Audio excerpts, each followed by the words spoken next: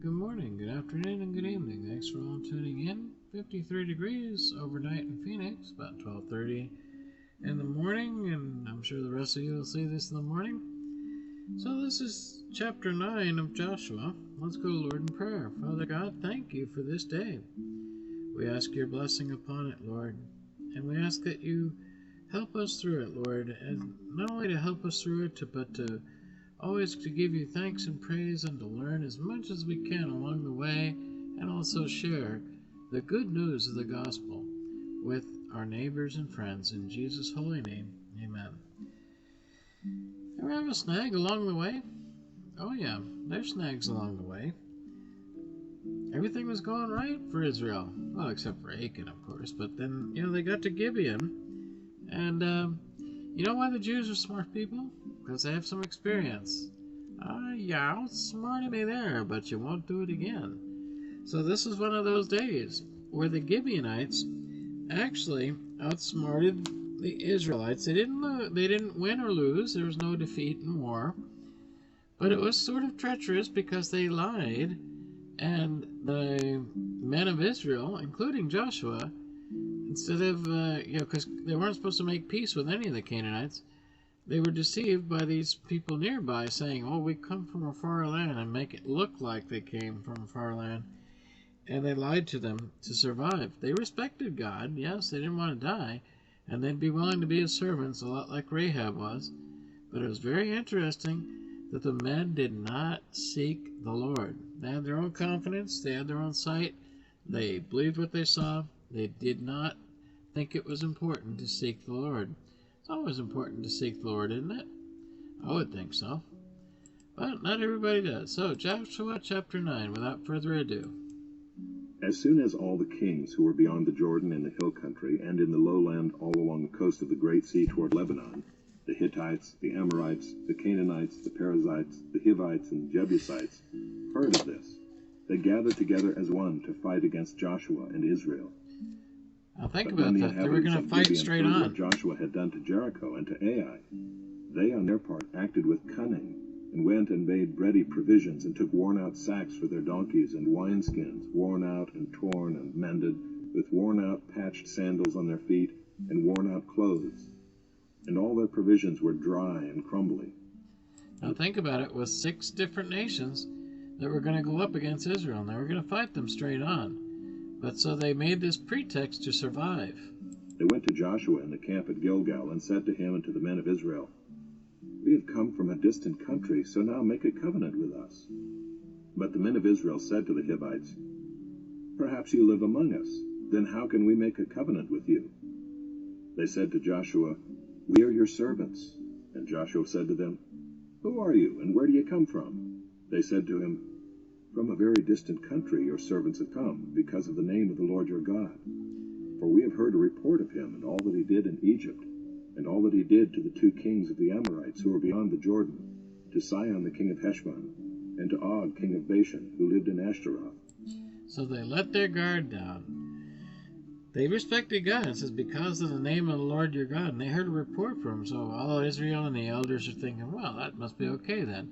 Maybe these guys aren't from close by. But their first suspicion definitely was right. So our elders and all the inhabitants of our country said to us, take provisions in your hand for the journey, and go to meet them and say to them, we are your servants. Come now, make a covenant with us. Here is our bread. It was still warm when we took it from our houses, as our food for the journey on the day we set out to come to you. But now, behold, it is dry and crumbly. These wineskins were new when we filled them, and behold, they have burst. And these garments and sandals of ours are worn out from the very long journey. They were pretty prepared. So the men took some of their provisions, but did not ask counsel from the Lord. And Joshua made peace with them and made a covenant with them. Joshua made peace with them. They did not ask the counsel of the Lord, and they believed the lie. This is what Satan tries to do, to trip us up sometimes. And he let them live. This is something that would not have happened. Let them live. And the leaders of the congregation swore to them. At the end of 3 days after they had made a covenant with them, they heard that they were their neighbors and that they lived among them. And the people of Israel set out and reached their cities on the third day. Now their cities were Gibeon, Kephirah, Beeroth, and Kiriath-Jearim. But the people of Israel did not attack them, because the leaders of the congregation had sworn to them by the Lord, the God of Israel. It is important to keep your word, integrity, even if it costs you, and it cost them this time, because they could have easily defeated them. But there was a different plan. They didn't seek the Lord. Then all the congregation murmured against the leaders. But all the leaders said to all the congregation, "We have sworn to them by the Lord, the God of Israel, and now we may not touch them. We can't touch them. This we will do to them. Let them live, lest wrath be upon us, because of the oath that we swore to them." And the leaders said to them, "Let them live." So they became cutters of wood and drawers of water for all the congregation, just as the leaders had said of them. They became servants and slaves, and they had to do some hard work. But you know what? What was the alternative? To die? They were happy to do it. Joshua summoned them, and he said to them, "Why did you deceive us, saying, 'We are very far from you,' when you dwell among us? Now therefore you are cursed, and some of you shall never be anything but servants, cutters of wood and drawers of water for the house of my God." They answered Joshua, "Because it was told to your servants for a certainty that the Lord your God had commanded his servant Moses to give you all the land, and to destroy all the inhabitants of the land before you. So we feared greatly for our lives because you did this thing. And now behold, we are in your hand. And they definitely Whatever were in seems his good hand. and right in your sight to do to us, do it." So he did this to them, and delivered them out of the hand of the people of Israel, and they did not kill them. Did not kill But them. Joshua made them that day cutters of wood and drawers of water for the congregation and for the altar of the Lord, to this day, in the place that he should choose.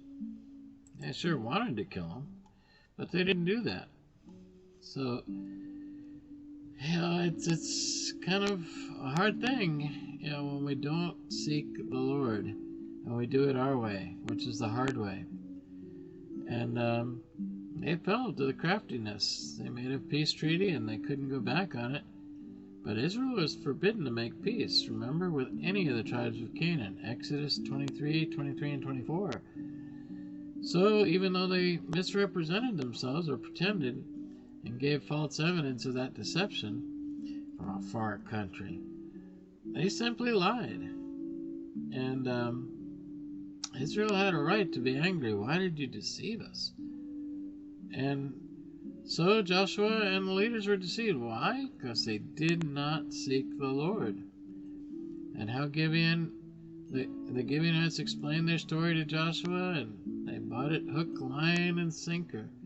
They looked with their eyes. They saw it looked kosher, but it was not kosher. And these guys knew, even though there were like 4 to 6 nations, they knew it'd be useless to oppose the nation of Israel because God fights for Israel.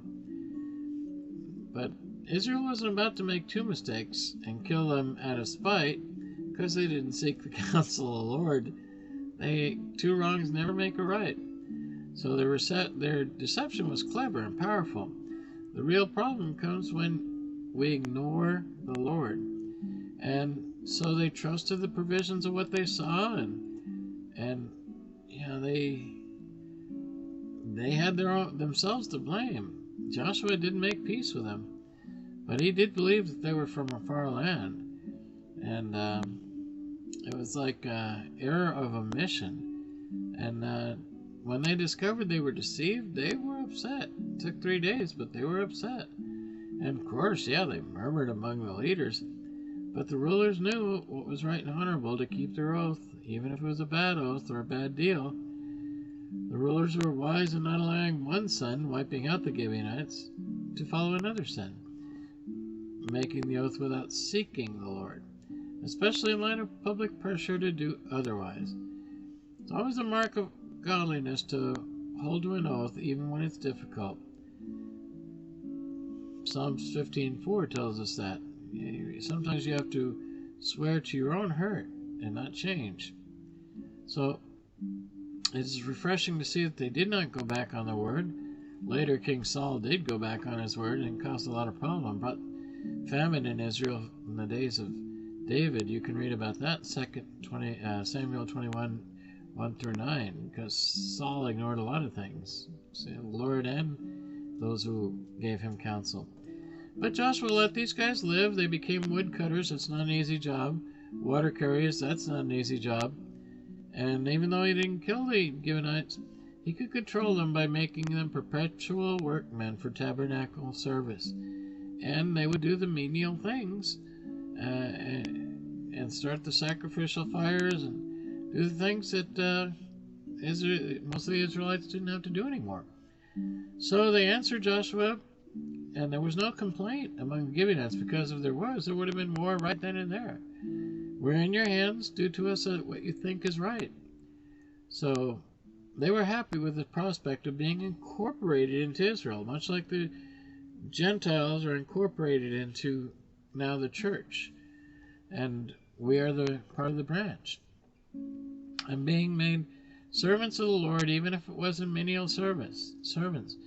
The Gibeonites expressed the same heart as David did in Psalm 84:10. For a day in the courts of the Lord are better than 1,000 days. I would, outside of it, I would rather be a doorkeeper in the house of God than dwell in the tents of wickedness. So it's essential to see that they did this out of a love for God, the God of Israel, not out of weakness, because indeed it was said of Gibeon that all its men were mighty, so it could have been a very tough war. Joshua 10:2 tells us that. Even though they weren't thrilled to be woodcutters and water boys, they definitely knew that the alternative of not serving the Lord and being dead was not a good alternative. Do we have the same heart? Can we rejoice in any kind of service if we see that we're in the presence of the Lord as we do it? The Gibeonites found salvation in the God of Israel, much like Rahab did in Joshua 2. And both Rahab and Gibeonite came to the God of Israel as sinners. Rahab a harlot and Gibeonites as liars. Both of those guys, Paul says, should not be in heaven, but God forgives, sometimes beyond what we can even think or imagine. So both Rahab and Gibeonites were willing to risk and forsake their former associations, how they used to live, to be counted among God's people. And the risk of Gibeon was explained in Joshua 10:4, that they are the target of an attack for their dealings with Israel. And both Rahab and the Gibeonites also found salvation through God and had a rich history. Now after Joshua 9, Gibeonites became servants at the tabernacle, just as Joshua commanded. They became a priestly city. The Ark of the Covenant stayed in Gibeon in the days of David and Solomon, 1 Chronicles tells us in 16 and 21. And then also, at least one of David's mighty men was a Gibeonite, 1 Chronicles 12. And then Gibeonite was among the people who rebuilt the walls of Jerusalem with Nehemiah, and it's described in Nehemiah chapter 3 and 7. Prophets such as Hananiah, the son of Ezur, also came from Gibeon, Jeremiah 28. And these are examples of the great things that God can do with people who are sinners but come to Him in humility and love. Well, thank you for joining us. May the Lord bless you and keep you. May you share the Lord today. May you give Him thanks in everything that you think, say, and do. Have a great day in the Lord.